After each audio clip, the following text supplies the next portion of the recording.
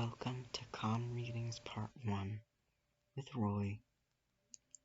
Some of you may have heard that the Disney Corporation is responsible for at least one real-life ghost town.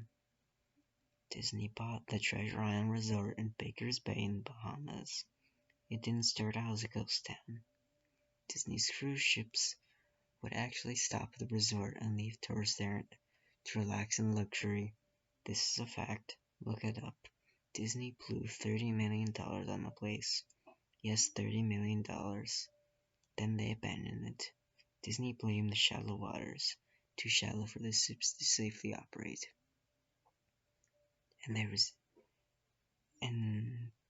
even blame cast on the co-workers, saying that since they were from the Bahamas, they were too lazy to work a regular schedule. That's where the factual nature of the story ends. It wasn't because of sand, and it obviously wasn't because foreigners are lazy. Both are convenient excuses. No, I sincerely doubt those reasons were legitimate. Why don't I buy the official story?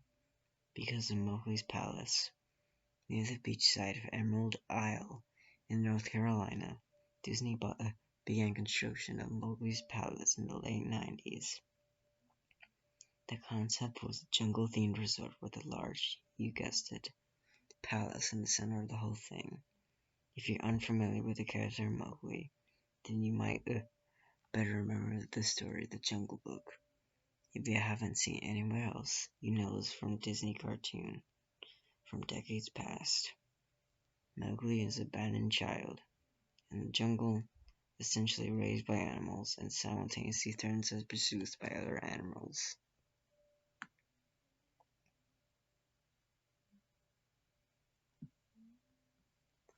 Mowgli's Palace was a controversial undertaking from the start.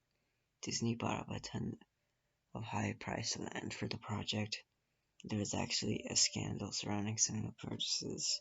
The local government claimed eminent domain on people's homes, then turned around and sold the properties to Disney. At least at one point, a home that had just been constructed was immediately condemned with little to no explanation. The land was grabbed by the government, was supposedly for some fictional highway project. Knowing full well what was going on, people started calling it Mickey Mouse Highway. Then there was the concept art. A group of stuffed shirts from Disney Go actually held a city meeting. They intended to show everyone how lucrative this project was going to be for everyone.